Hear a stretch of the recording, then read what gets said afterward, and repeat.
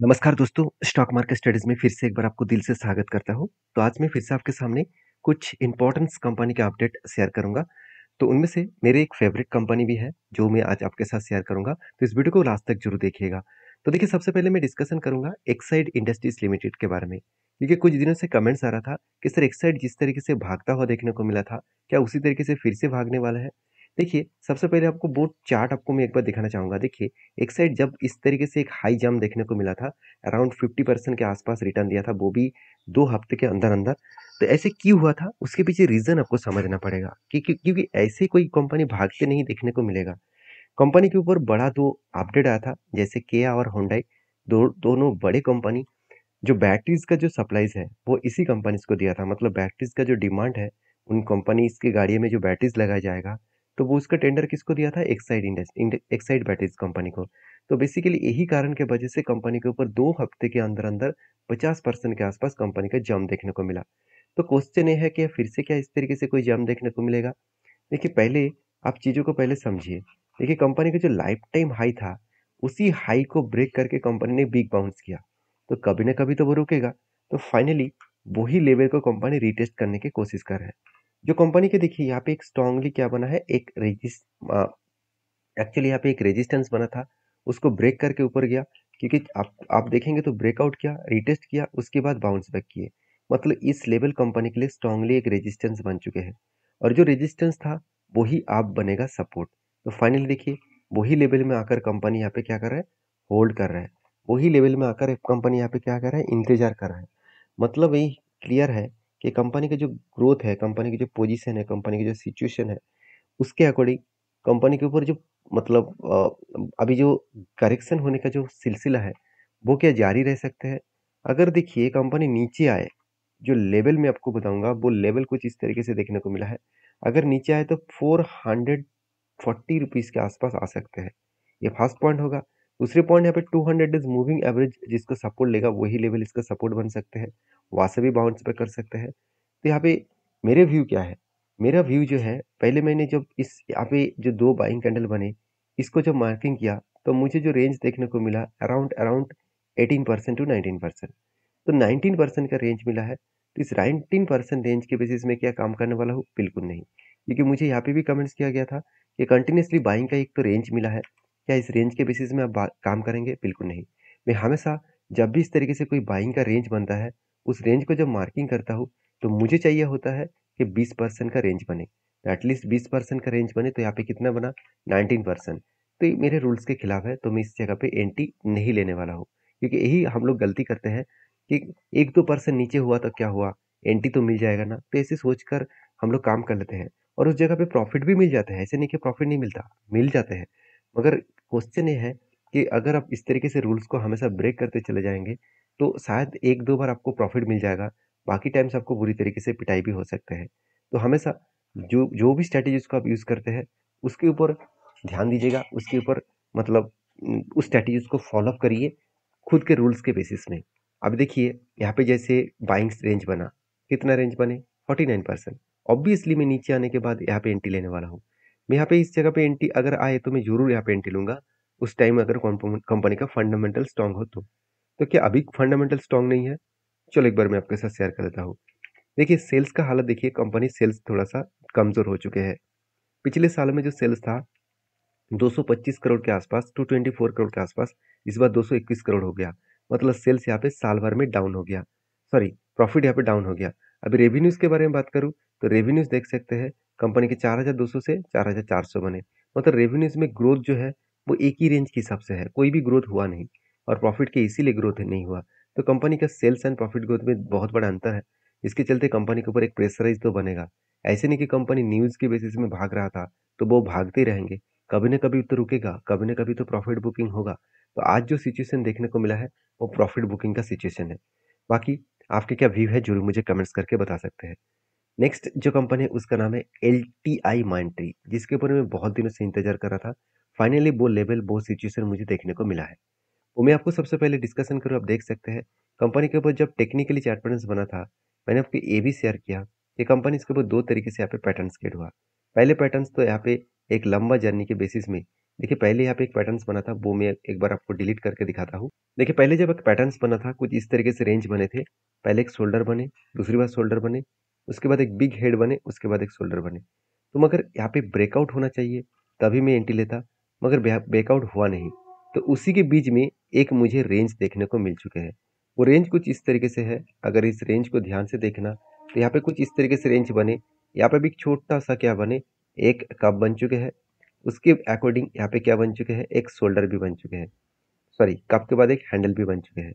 तो cup with handle buttons बनने के बाद फाइनली जब मैंने इस रेंज को मार्किंग किया, टोटल इस रेंज को मार्किंग किया और इसी रेंज के अकॉर्डिंग मैंने जब यहाँ पे बिठा दिया, तो मुझे जो डेटा देखने को मिला, शानदार तरीके से एक टारगेट अचीव होने का चांसेस है। और मज़ेदार बात यही है कि कंपनी ने जब ब्रेकआउट किया था इस लेवल को, ब्रेकआउट कन्फर्मेशन भी किया था, उसके बाद देखिए रिटेस्ट भी किया। एक बार रिटेस्ट किया, दो बार किया, तीन बार रिटेस्ट किया। तो एक मौका बार बार दे रहे थे। और फाइनली देखिए कंपनी किस तरीके से हाई वॉल्यूम के साथ जर्नी कर रहा है। मतलब इजीली वो इस हाई लेवल तक जाने का चांसेस है। हाँ, उससे पहले एक रेजिस्टेंस तो उसको मिलेगा, 6450 के आसपास एक रेजिस्टेंस मिलेगा। तो मुझे लगता है इस रेजिस्टेंस को ब्रेक करके भी ऊपर जाने का दम रखते हैं। बाकी मैंने इस कंपनी के ऊपर ट्रेड क्यों लिया, उसके पीछे रीजन एक है, वो रीजन मैं आपको बता दूं। देखिए कंपनी का सेल्स का ग्रोथ, कंपनी के रेवेन्यूज जो है वो अगर क्वार्टरली भी देखा जाए तो कंपनी अच्छा खासा रेवेन्यूज ग्रोथ कर रहा है। अगर इसको ईयरली देखा जाए तो कंपनी ताबड़तोड़ कंपनी यहाँ पे सेल्स जनरेट किया। प्रॉफिट के ग्रोथ के बारे में बात करूँ, यहाँ पे भी जम देखने को मिला। क्वार्टरली तो और भी शानदार यहाँ पे परफॉर्मेंस होना चाहिए था। तो यहाँ पे एक ही रेंज के हिसाब से प्रॉफिट हो रहा है, क्योंकि लास्ट 2 ईयर्स से जो आईटी सेक्टर के ऊपर प्रेशराइज है ग्लोबली मार्केट में, तो वो प्रेशराइज खत्म नहीं हुआ। क्योंकि आप सभी जानते हैं गूगल, एप्पल, मेटा, सारे जो कंपनीज है, दिग्गज दिग्गज कंपनीज है, उसके ऊपर क्या हो रहा है, उसके ऊपर जो एम्प्लॉइज है उसको ले ऑफ किया जा रहा है। मतलब बाहर की रास्ता दिखाया जा रहा है। तो सोचिए जब आईटी सेक्टर में इतना ज़्यादा प्रेशराइज है, तो क्या इंडियन आईटी सेक्टर में प्रेशराइज नहीं होगा? तो ऑब्वियसली प्रेशराइज है, उसके चलते कंपनी के रेवेन्यूज और प्रॉफिट मार्जिन भी कम हो रहा है। मगर कंपनी का नेटवर्क हर साल में एक अलग लेवल में ग्रोथ होता देखने को मिले। और इसी कुछ पॉइंट्स के कारण मैं कंपनी के ऊपर कंटिन्यू करना चाहता हूँ। दूसरी पॉइंट्स ये भी है कि कंपनी के ऊपर इन्वेस्टर ने कभी भी माल नहीं बेचा। तो जब इंस्टीट्यूशन माल नहीं बेच रहा है तो हम लोग माल मैं क्यों माल बेचूं? तो कहने का मतलब है कि इंस्टीट्यूशन जब इस कंपनी के ऊपर ट्रस्ट करते हैं, तो आपको भी उस कंपनी के ऊपर ट्रस्ट बिल होना चाहिए। बाकी रही बात इस कंपनी के ऊपर कुछ गुड अपडेट का, वो मैं आपके साथ यहाँ पे शेयर करूंगा कि कंपनी की जो बिजनेस है, अगर उस बिजनेस के रेवेन्यूज के हिसाब से बात करूँ, तो कंपनी देखिए नॉर्थ अमेरिका में ही 75% काम कर रहा है, बाकी यूरोप में 14%, रेस्ट ऑफ वर्ल्ड में 10%। मतलब इंडिया में ही बिजनेस बहुत कम कर रहा है। पूरा का पूरा अमेरिकन बेसिस में कंपनी काम कर रहा है, क्योंकि नॉर्थ अमेरिका आप सभी जानते हैं, इसी जगह पे ज़्यादा से ज़्यादा आपको मतलब गूगल, एप्पल, इस तरीके से IT sector, IT giants company मिल जाएगा। तो ये कंपनी के मैं एक ग्रोथ और पोटेंशियल है आगे बढ़ने का, तो मैं इसलिए जरूर कंटिन्यू इसको करने वाला हूँ। तो आपके क्या व्यू है, जो जो जरूर मुझे कमेंट्स करके बताना, और एक लाइक जरूर कर देना वीडियो अच्छा लगे तो। नेक्स्ट जो कंपनी उसका नाम है रेलवे विकास निगम लिमिटेड। इसको हम लोग आरबीएनएल नाम से जानते हैं। तो विकास निगम लिमिटेड के बारे में एक ही बात कहूंगा कि कंपनी में दम है। दम है, मैं इसीलिए बोल रहा हूँ क्योंकि कंपनी के ऊपर देखिए कुछ दिनों से करेक्शन होने के बाद भी कंपनी के ऊपर फिर से रिकवरी करना शुरू कर चुके हैं। क्योंकि इस कंपनी के ऊपर जब मैंने एक ट्रेड लिया था, वो ट्रेड कुछ इस तरीके से थे। मैं एक बार आपको आरबीएनएल का चार्ट पैटर्न यहाँ पे ओपन कर देता हूँ। मैंने 100% का टारगेट लेकर चला था, और मुझे लगता है वो टारगेट अभी अचीव करने वाला है।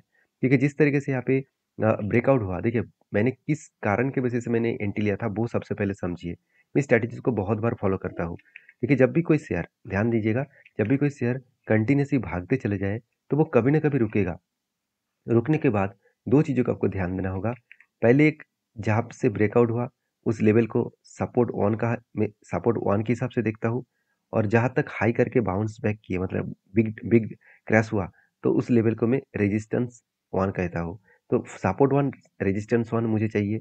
उसके बाद सपोर्ट टू चाहिए, जहाँ पे फिर से वापस आया, सपोर्ट टू बना। और मुझे चाहिए था रेजिस्टेंस टू। तो रेजिस्टेंस टू कहाँ पे बने? इस जगह पे। तो इस जगह पे रेजिस्टेंस टू बने।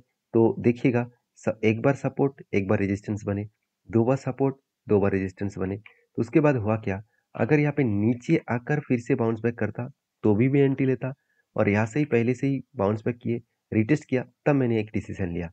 और डिसीजन लेने के बाद मेरा स्टॉप लॉस इस नीचे लेवल में था, जिसका सपोर्ट लेवल है उसी लेवल में था। और टारगेट में इस तरीके से रेंज में हमेशा 1:3 रेशियो का रखता हूँ। मतलब 1% का स्टॉप लॉस और 3% का टारगेट। तो फाइनली देखिए, जो टारगेट और स्टॉप लॉस लेके चल रहा था, मेरा स्टॉप लॉस एक्चुअली था 35% के आसपास। तो इतना बड़ा स्टॉप लॉस लेकर कौन चलता है? मैं चलता हूँ। क्यों? क्योंकि मेरा टारगेट था 100% के आसपास, 105% के आसपास। फाइनली देखिए, वो लेवल को वो इजीली मुझे लगता है अभी टारगेट को अचीव करके ही दम लेंगे, क्योंकि जिस तरीके से कंपनी ने परफॉर्मेंस किया, जिस तरीके से जर्नी दिखाया, वो टारगेट देकर ही दम लेने वाला है। क्योंकि मैं पहले भी डिस्कशन किया हूँ कि कंपनी के ऊपर लगातार बहुत सारे टेंडर और बहुत सारे प्रोजेक्ट्स कंपनी को मिल चुके हैं, और बहुत सारे कंपनी अलग अलग प्रोजेक्ट भी यहाँ पे कंपनी को मिलते चले जा रहे हैं। जैसे यहाँ पे भी आप देख सकते हैं, कंपनी के ऊपर एक बातचीत कहा जा रहा है कि railway Vikas Nigam limited lowest bidder for मतलब कॉन्ट्रैक्ट और टू बिड 1.1 बिलियन। तो 1.1 बिलियन रुपीज का टोटल कॉन्ट्रैक्ट कंपनी को मिला। इसके अकॉर्डिंग कंपनी अच्छा खासा काम किए। तो मुझे लगता है सारे पॉइंट्स जो है एक क्लियर कट अंदाजा यही देते हैं कि कंपनी के ऊपर किस तरीके से काम किया जाए, किस तरीके से कंपनी के ऊपर ग्रोथ किया जाए। तो बाकी इस कंपनी के ऊपर आपके क्या व्यू है, आपकी क्या राय है, जरूर मुझे कमेंट्स करके बताना। क्योंकि मैं इस कंपनी के ऊपर बहुत बुलिश इसीलिए हूँ, इसी कारण की वजह से हूँ, क्योंकि कंपनी के जो परफॉर्मेंस है, अगर उसको देखा जाए तो आप खुद ही देख सकते हैं। थोड़ा सा सेल्स में सॉरी थोड़ा सा रेवेन्यूज में चेंजेस आया, थोड़ा सा इस बार रेवेन्यूज कम हुआ। उसके साथ साथ कंपनी के प्रॉफिट जो मार्जिन है, प्रॉफिट मार्जिन में कोई भी चेंजेस नहीं आया। थोड़ा सा इस बार चेंजेस देखने को मिले, तो शायद इसीलिए कंपनी के ऊपर थोड़ा सा प्रेशराइज बना था।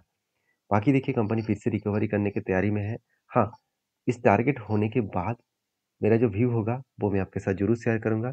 अगर आपको इस वीडियो में कुछ जानकारी अच्छी मिले तो प्लीज़ लाइक करना। नेक्स्ट जो कंपनी, उसका नाम आप देख सकते हैं, One Source India Ventures Limited. तो One Source India Ventures Limited basically 28 crore का मार्केट कैप है, एक नैनो कैप टाइप कंपनी है।